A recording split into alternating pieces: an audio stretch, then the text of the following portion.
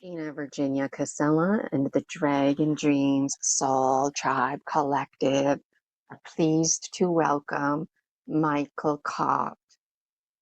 Michael is a metaphysical paranormal investigator, author, experiencer, truth seeker, dreamer, Reiki master, ordained reverend, way shower, podcast host, and many other things.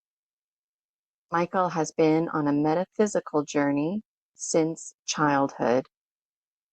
He has had many experiences and learned many lessons on this journey called life. Michael hosts the energy that surrounds us and riding through the unknown. He also co-hosts Paranormal Verses with Kelly Ridley and E. Smith. He can be seen on other shows as a guest and/or panelist. Michael has an interest in the unexplained and the esoteric. Occasionally, he goes on paranormal investigations. Michael is currently embracing his author path as he writes new books. He recently published his 5th book and is working on 2 more. Michael writes his books uniquely, providing information from his own personal insights and thoughts, leaving the conclusions for readers to decide. Topics he chooses interest him and are closest to his heart, as these topics resonate with others. Michael enjoys sharing his knowledge and insights. Virginia Casella and the Dragon Dreams Soul Tribe Collective are pleased to welcome Michael Kopf.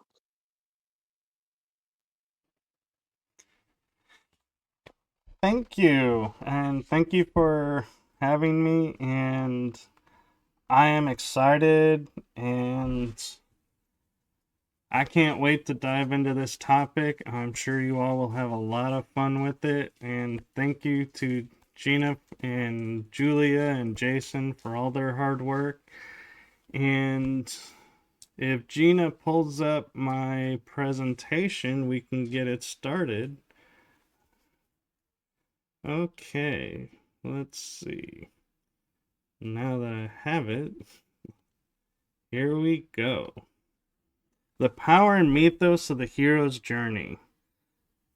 So you may be asking, what is the hero's journey and why is it important to know the power and the mythos of it? Well, let us dive into that and let's see. What is a hero's journey?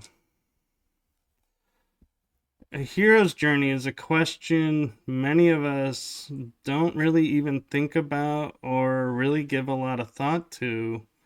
And thankfully, Joseph Campbell brought it to modern awareness, and he brought it in such a way that we realize it's in books, it's in movies, but it's also in our everyday life.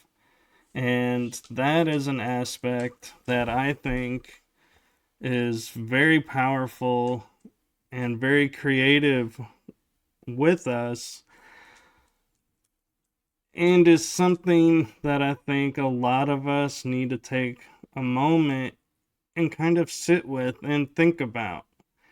And according to Joseph Campbell, the hero's journey is a simple yet powerful creative concept found not just in myths and fairy tales, but also novels, films, interactive video games, or anywhere stories are told.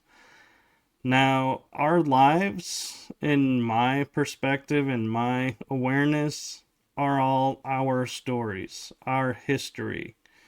And so, this is a journey undertaken by individuals or groups of people to rise from where they are in their current life. But this mythological motif is more than just a plot device. There's an argument to be made that the hero's journey is germane to the human experience. Now, that may sound like a huge undertaking or a huge ordeal to go into. But as I use these two photos that I pulled from AI to show a young man and a young woman doing the hero's journey, that is just one aspect. These journeys can be undertaken at any time in our lives. And it's simply a roadmap that helps us to get, helps us to guide ourselves through our life. And our hero's journey is only for the young. Well, actually, no. We are living in a time where we are awakening to new possibilities and new awarenesses in life. And so here is visual representations from AI where you see our elderly community and young adults getting ready as a group to undertake a hero's journey. And that is something I feel is important to point out, is that the hero's journey can be undertaken at any age, no matter who you are. And you can take it on your own, or you can take it as a group. Now, the hero's journey formula, as Joseph Campbell states, is broken down into 3 parts.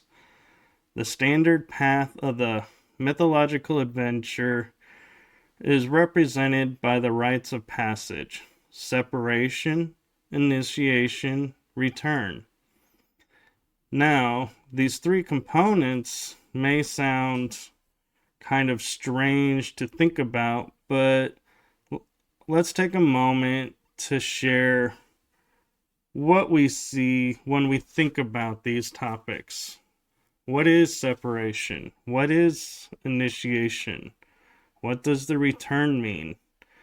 And so I'm going to start with separation and share my insights and share this so you understand where I'm coming from when I talk about my hero's journeys moving forward. So let us take a moment and look at the first piece of the formula: separation. Now, separation lets us take a moment and realize that this can mean being removed from something, or it could mean not in agreement with the group. Separation can also mean a split between what you believe in and what you feel you believe in. That is a very important distinction because you have your core beliefs and your beliefs. And so separation can be within yourself, or it can be an outside influence. I've had many experiences in my life where my beliefs have been challenged and who I was challenged as well.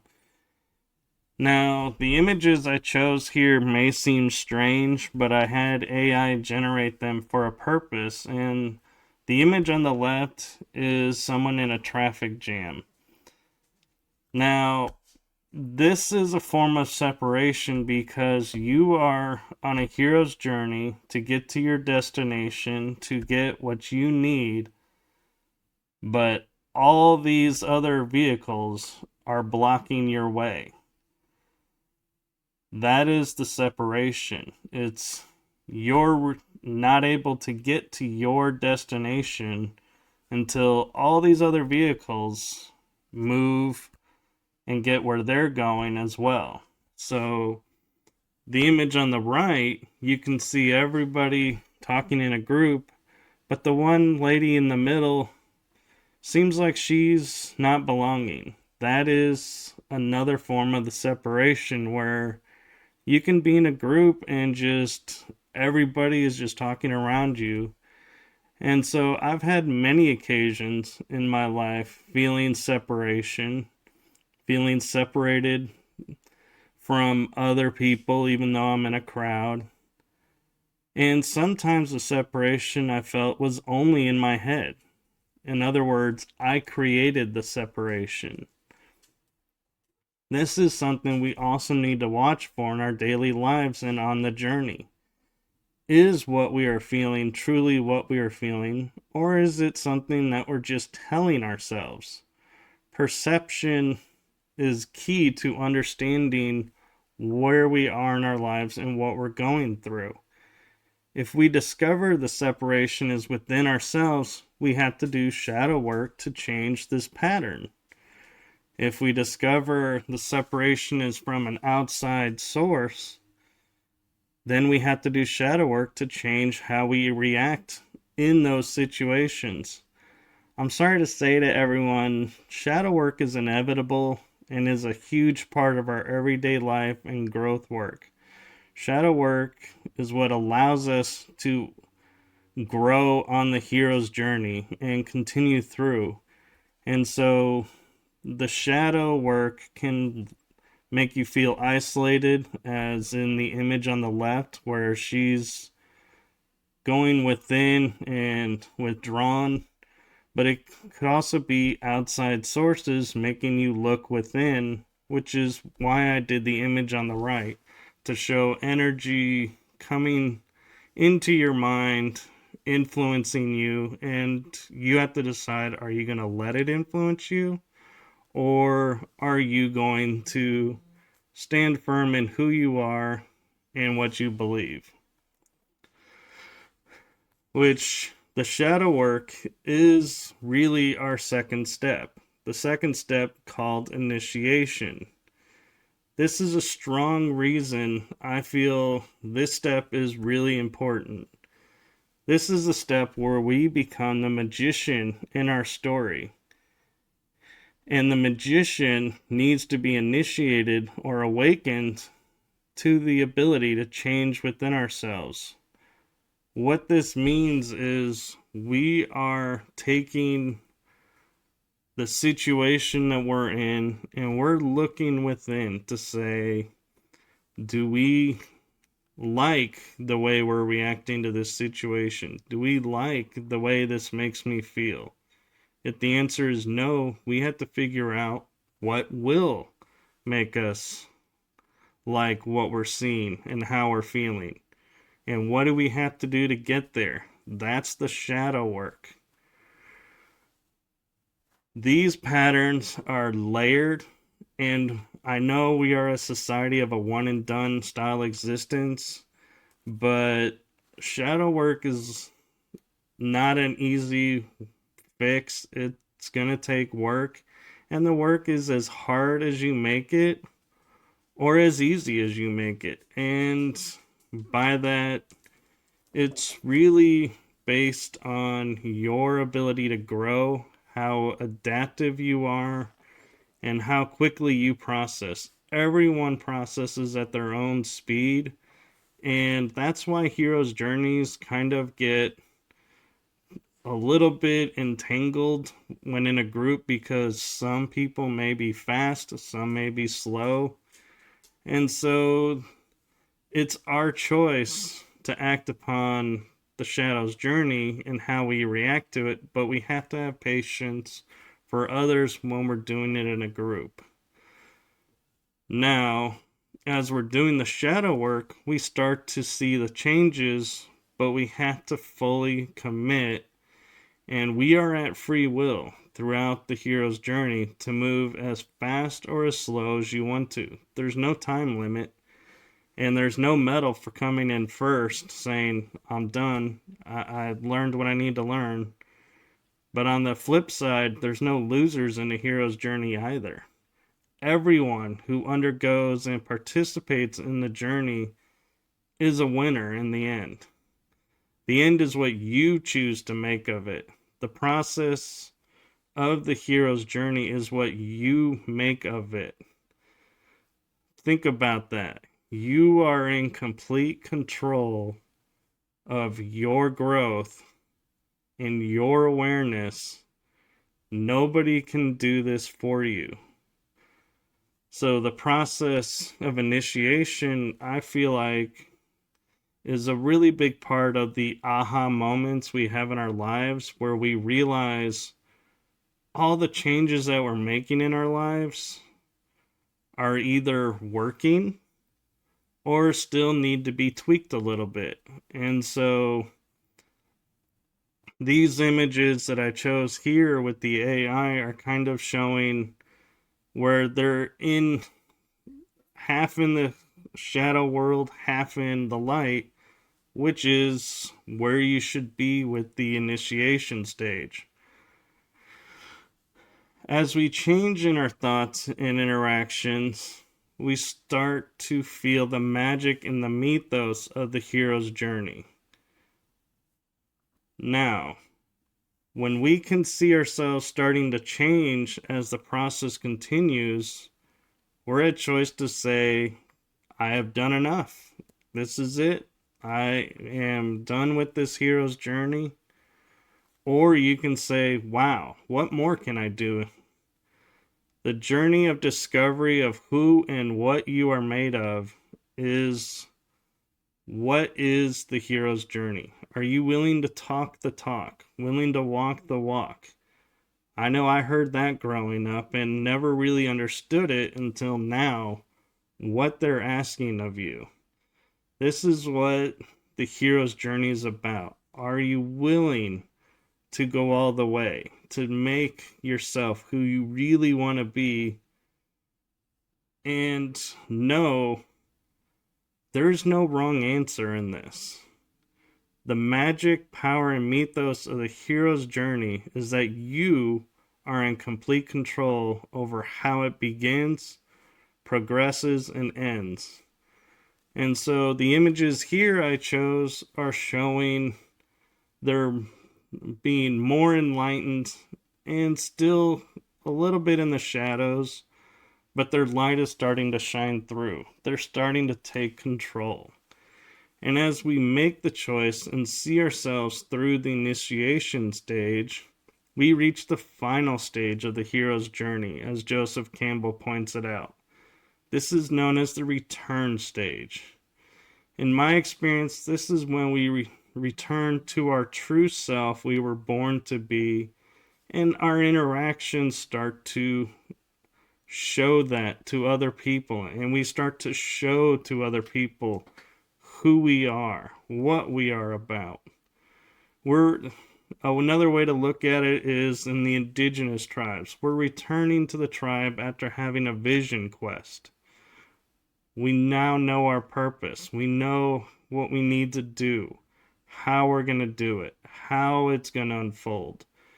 The important stage of the return is because we feel we've mastered our initiation, we mastered the changes we wanted to make in our life, but we also mastered the challenge that put this journey into motion. We have taken our emotions, we've taken our experiences that impacted us, and we've made them now to be what we want them to be. And I'm going to back up for a second because I want really to show on these two images the energy that's coming off of both of these people. They are in their warrior spirit. They are in who they really are, and it's resonating out. This is what they want the world to see. Look how calm they are. Look how content they are. The return stage to me is the growth of the individual who can stand in their power in the correct way. Now, the correct way in my interpretation is when we stand for who we are. We don't let anyone tell us this is who you're going to be, this is what you have to do. We know what we have to do. And we start to understand our warrior spirit is in our core. And so no one can take that away from us except ourselves. And this warrior is not going to raise his or her weapons to prove a point or make anyone believe what they believe. if you're in that stage of the return and you're in your warrior energy and you're saying to everybody, this is what you have to do, this is the only way, I personally believe you're still in the hero's journey. You haven't fully finished the return and the initiation. So my advice would be is to go back and look at it. Why are you using your warrior this way? Now, if you were to come out and say, my warrior energy is telling me this, and people are open or not, and you just walk away, that is a warrior spirit. That's the true warrior. You're not making anyone believe what you believe. You're just there giving an idea, advice, and supporting.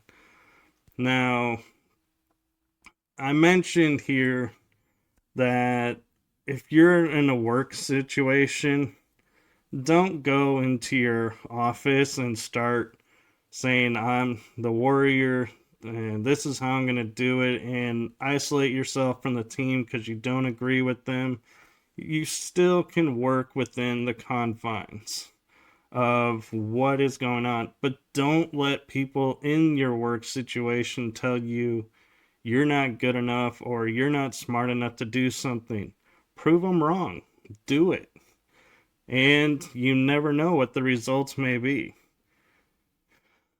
Just check your warrior energy and make sure you're always in service to yourself and others.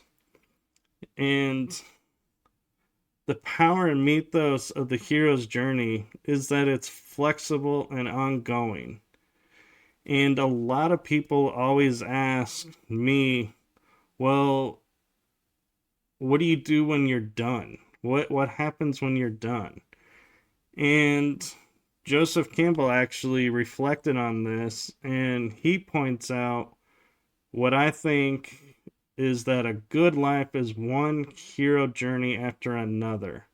Over and over again, you get called to the realm of adventure, new horizons. Each time, though, there's the same question: do I dare? If I dare, there is a danger that you can fulfill it and get your bliss, or it could turn into a fiasco, which still will result in bliss. That's the power of the hero's journey. And by that, I am pointing out that I know it sounds strange to say a fiasco is bliss, but look at what you learn from that fiasco. So if you learn from it and learn how to turn that fiasco into a fulfillment, you have accomplished the hero's journey. You have the right to celebrate yourself. You have the right to know that you have become even stronger. And the hero's journey is a spiritual, physical growth. The end of the hero's journey only comes when you decide you are who you want to be in life, in every aspect, every avenue, all over the map. And that is totally fine. If you accomplish that, my admiration to you for being able to do it and enjoy the rest of your life. But to me, the hero's journey never actually ends. And when we transition from this world to the next, I feel that's a hero's journey as well, because we're going to undertake what we've learned here and utilize it there. And so, my question to you all is, as the creators of your journey and the creators of your own existence, how will your journey unfold? Do you have the courage and fortitude to take on all these heroes' journeys? Now, at this point, I'm going to share with you some of my personal heroes' journeys and the perspectives that I learned from them. So please keep in mind what I'm about to share is my own personal insight, perspective, and experience. Now, as a young child, I grew up in a family where we had high standards put on us a little bit, where my dad was an engineer, and so he had a particular way of writing and showing everything. And so he wanted us to show our work and our homework a certain way. And so, doing math as an example, I would, if I did had a number off centered from where it should be, he would make me redo it so that it would be perfectly lined up. And it used to make me feel like my own way wasn't the right way. Had to do it his way.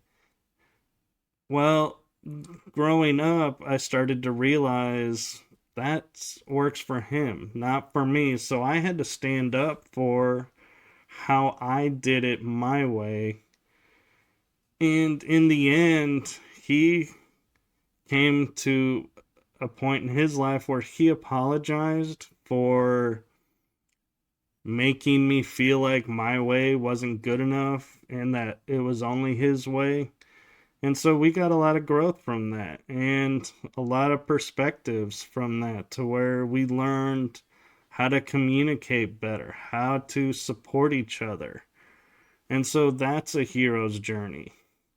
Another example as a child was I had family leave and wanted nothing to do with us, meaning my parents and I. Well, it made us feel isolated and made me question what's wrong with me. What did I do? And how do I fix this? So it actually launched in me the most powerful magician energy I have ever had. And that was I started taking on healing modalities like Huna, timeline therapy, radical forgiveness, tarot, gypsy palm reading, and I started to learn from all of these things how to heal myself so that I could heal a situation. Well, come like 20, 30 years later, I wake up and realize I was not the cause of this situation. There were multiple causes and multiple people's influences. And so I learned I'm responsible for my part. And I healed my part. And when I did, this huge weight was lifted from me. And my awareness changed to where I no longer was concerned how other family members saw me or what they thought of me. I truly cleared myself of that dilemma, and that was an amazing hero's journey that I undertook. And I'm so grateful to the universe for giving me that hero's journey because I would not be who I am today without it. And so I would not go back in time to change any of it. Now, I'm also a podcaster, and doing the podcast, that was a hero's journey that challenged me to look at who I am and how I see myself. I was approached just as I started doing paranormal investigations by a network, and they said, "You'd be a great host. People will love you. You need to have a show. Let us give you a show and work with you." And I looked at myself and I said, I don't know anybody in the paranormal field.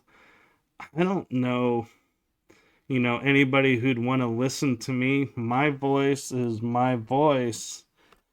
And I just simply doubted myself and let my doubts control where I was in that stage in my life. And so about 2, 3 years later, I'm at a paranormal event, and they're the network guy is on a got a camera set up, and they're live streaming the event, and I get introduced to someone for 5 seconds on the phone and say hello to everyone, and I get pulled away.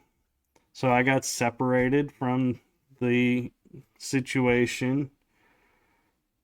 When I came back, I jokingly said to the network head, "Hey, I guess I missed my 15 seconds of fame. Oh well."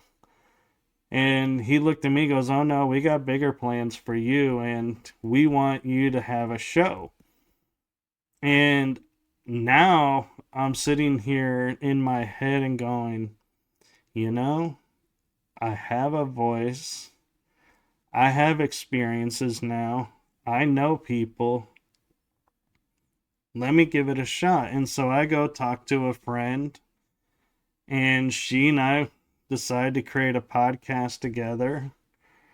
And after 6 months, we looked at each other and said, the title's not working, the format's kind of wonky. We let's make it look better. Let's really put ourselves into this. And my show, The Energy That Surrounds Us, was born, and it was a learning process. Every show is a learning process, how to interact with people. But it's grown to be popular, and one of the things that I learned and brought to the show is I'm authentically me. What you see is what you get. I don't put on a hat to say, okay, now it's my paranormal side, or now it's going to be my unexplained side. I grew comfortable in who I was to put myself on screen and to share my knowledge with everyone, which was a journey too, because first I wanted just the guests to share theirs, and now it's an equal exchange. So that's an even bigger growth there as well. And so the hero's journeys are just life situations that we have the choice how we look at and how we interact with. And so I am so grateful that I have the opportunity to have my shows, the energy that surrounds us, and riding through the unknown to share different aspects of my stories. That I have guests that come on to share their stories and their experiences and knowledge, and it gets shared out to all the listeners. And I can honestly say, with all of my heart, doing presentations like this, and this is my first one, so first of many, I hope. And doing my shows, I could not do it without the people who watch and support the shows. And so I am truly grateful and truly appreciative with all of my heart. And I also know there's a lot of work that goes in behind the scenes to make the shows look as perfect as much as we can. Live shows have their little ups and downs. You've seen that with this live conference. And how we roll with it shows who we are. And so, thank you for allowing me the space to talk about this hero's journeys and how they impact our lives. And I want to take a moment before we do the Q&A too and say a heartfelt thank you to Gina, Virginia Casella, Julia Anchorhaven, Jason, all the vendors, all the speakers, all the healers, everybody who's participating in this as a viewer in this first ever Story Species, Story Medicine, the Continuum of Consciousness Evolution Conference Series. Promise of Spring is this one. I am just so honored and blessed to be a part of this, and so grateful and appreciative to Gina for giving me space to present this to you all. And so, thank you to Gina for all you've done to put this together. Wow, look at this hero's journey that you're doing right now. And everybody watching this, you're engaging in heroes' journeys as well. So, blessings to you all. And I'm going to stop sharing this right now, and I will turn it over to Gina to see where we go next. That was a phenomenal presentation, Michael. Thank you so much. I hear an echo. Michael, pause yourself. Hey, it's not me this time. There's going to be an echo until you. Can you pause your microphone, Michael? Okay. Thank you so much, Michael, for your presentation. I think there was an echo because your computer was recording. I don't know. And I don't really care. I just care that we can hear now with clarity. And you're right. There is a lot of behind the scenes that goes on. And I'm really thankful for your extraordinary presentation on the hero's journey because it's so relevant to all of us. And you vulnerably sharing with us personal insight about the ups and downs and the confusion about the hero's journey and this triangle that we're caught in. And so I would like to take some questions from the chat. If anybody has a question, it's helpful if you put a Q beside it. Julia Ankerhaven has one. If you notice, it says Q, and then that helps me find it faster. So I'll just keep taking questions up until the 11:50 mark. So we've got a good 20 minutes, so we can breathe and we don't have to feel like we have to rush through questions. And if anybody has a follow-up question, I'm going to be scanning the comments here. So Julia Ankerhaven is wondering, what has been the greatest tool for Michael on his journey? And I'll pause myself. Wow, that's a really good question. The greatest tool I would say is my awareness and my intuition. And the reason I say my intuition is because I grew up where I would always hear of women's intuition, never heard of man's intuition. And so I thought we didn't have one. And I knew we had gut responses. And so I was like, okay, guys have guts, women have intuition. And I learned on my hero's journey that men have intuition too, and it's equally powerful tool to have. And I also have to say the greatest tool for me as well is learning how to communicate, because in my thoughts I'm hearing one thing and my words sometimes don't come out the same way. And so I've learned on the journey how to make my thoughts and voice as close as I can to relate the information. And so it is, you know, really the tools are within us, and it's all about how we use them and how we make the choices that we make. And one thing I want to say real quick about choice before I hand it back to Gina, if there's any other questions, is the beauty of choice is we can make a choice to make a right turn. And if that right turn turns out to be the wrong choice for us at some point, we can just make a left turn. It doesn't matter. We can turn around, or we can go straight and, try to push our way through and force whatever we're wanting to happen. But choices are simply just that. They're a device made in the journey and you are at free will to change them at will. It seems hard, but it's really not when you get the hang of it.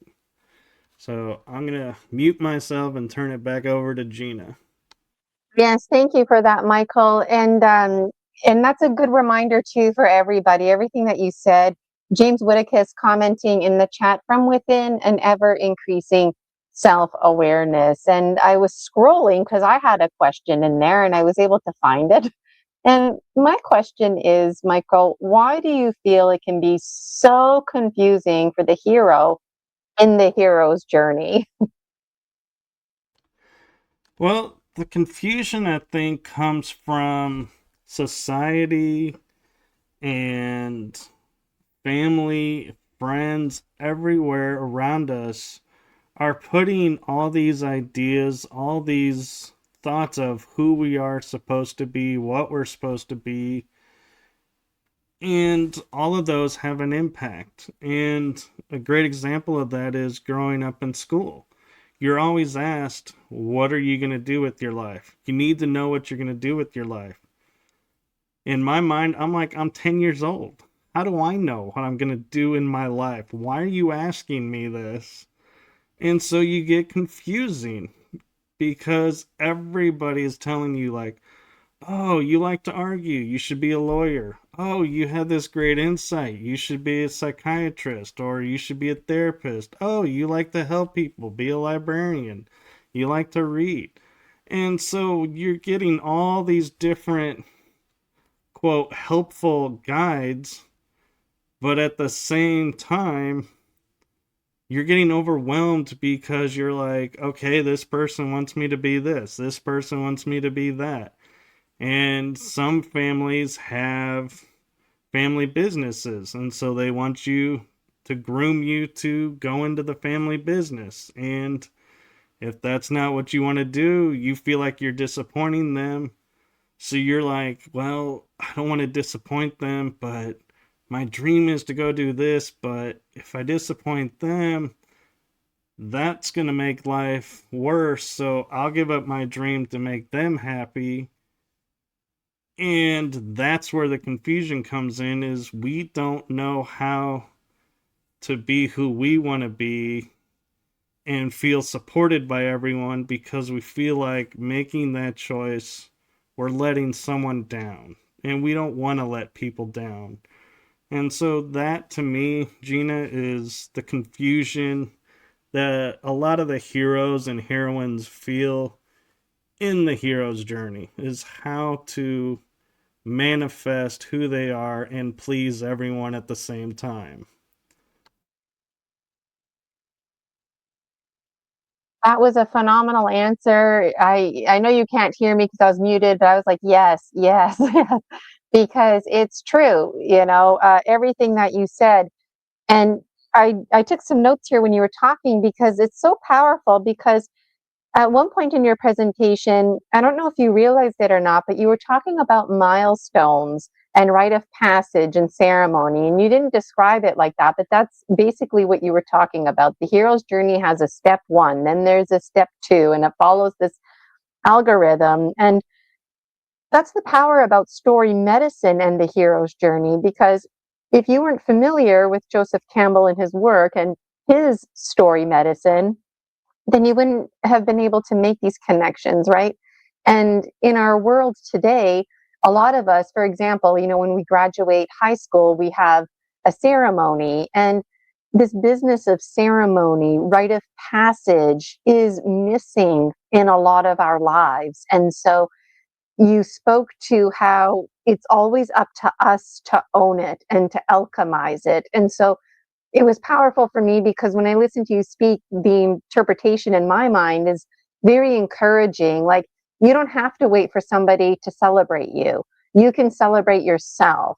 You don't have to wait to get to a certain milestone. You can be excited about your life and start taking charge and alchemizing it. And so that was very powerful to me. And these important phases in our life, again, are so imperative as part of our story medicine, these rites of passages. And people really don't realize that. And the power of the hero's journey is that it's something that everybody can work with. You know, you're like in a car driving down the road, and that's your hero's journey. And in truth, this is where duality comes into play. And I'm sure Michael would agree, but it's like, to some degree, the details don't matter. The details are there to drive the bigger themes. Without the details, we couldn't get to the bigger themes. So this is where we talk about hypocrisy now, because it's like we need the details to get to the themes. And when we talk about ego condor medicine, ego condor rises above all of the details. But for me, for the hero's journey as well, you know what? Sometimes Eagle Condor needs to put the glasses on, right? And when Eagle Condor has to wear glasses, that's when you know the torch is being passed on. Eagle Condor can't help you out anymore. Eagle Condor is wearing glasses. You have to now take charge of those details and that reprogramming. And that really spoke to me, even though you didn't describe it like that. So, anything you want to say about that, Michael? And then we'll take one more question from the chat. Sure. And one thing what that you commented on, I can't remember the full comment, but it got me thinking. And the hero has the ability to see himself and see the light within. And everybody, shares with you what they see. And what's interesting to me is in several situations in my life, I would just simply walk into a room and everybody would light up and be like, Michael's here. Oh, and they'd want to rush up and talk to me. And I'm like, I'm not in a mood right now to talk to a lot of people. And so sometimes I'd be like, oh boy, okay, here we go. What's this gonna be about? Or I'd have people who would say to people I've never met, oh, here, you need to meet this person. And they would introduce them to me, and I'm like, why is this going on? I'm just me. Why? And I started to realize in my life that I was emanating this energy and this light from myself, and the people who were like minded or wanting just to be in that saw it and came, and that's what it was. It was my authenticity and my just natural who I am, my true self from all this work that I've been doing, that people were like, I want to be around this person. I want to hang out with this person. And so that was a major thing for me to see and experience, because now when I have guests come on my shows, as Gina has been a guest and doing other things on my shows, I oftentimes will say before we get started, take a breath, just be yourself, just, be authentic. People will see it. That's what they're going to gravitate towards. And so I just want to again say thank you to Gina for giving us this conference space to be our authentic selves. Are very welcome. It is my pleasure. Today is a big day of thanks and gratitude. We still have 8 minutes, so I noticed Julia's like me. She's always full of questions. We'll see if we can get to your other one, Julia. Michael, can you share about your near-death experience and how it impacted your awareness and psychic gifts, please? Wow. Yes, I'd love to. So I'll make the near death experience brief, and I'll hit the highlights of it. So I have a very hot nature, and I live in Texas, and it was the summertime, so you all have painted this picture of it being very hot, and you would be absolutely right. Well, I started feeling cold, and I don't feel cold very often. And so I started to wonder what's going on. And it would get increasingly cold to where, like, I could feel ice crystals forming on my bones cold.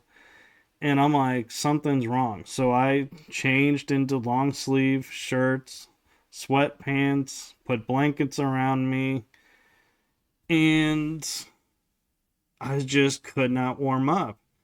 And so I called my mom because I was working for my parents at the time and said, hey, just a heads up, I'm feeling really off and I don't know if I'm going to be able to make it in tomorrow. And she said, just go get some rest, wake up in the morning, let us know how you feel. So I get up and I walk towards my room. And as I walk through the doorway, imagine this 4-post, like half size post bed of real wood greets me. And I look at it, and the next thing I know, I'm on the floor and my chin is hurting a little bit. And I'm like, what's going on? And I notice a little bit of blood on my chin. Well, come to find out, I passed out. I totally lost consciousness, blanked out, and hit my head on the post of the bed. Thankfully, didn't break anything. But the interesting part was actually what happened next is my system purged itself. And so I cleaned all that up and was like, why did my system purge? And in that moment, I turned and I realized I'm not cold anymore. And I've returned to my normal warmth level. But I also was aware I could sense people were around that I couldn't sense before. And so I was like, okay, spirits are around, energies are different. I could feel the energies and I could see in dark like matrix energy lines. So I could see in the dark. And I was like, oh, I now have nocturnal sight. Okay.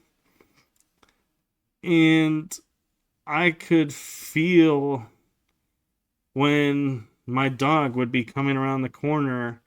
I could literally almost hear him coming, even though he was on carpet, and carpet doesn't make sounds.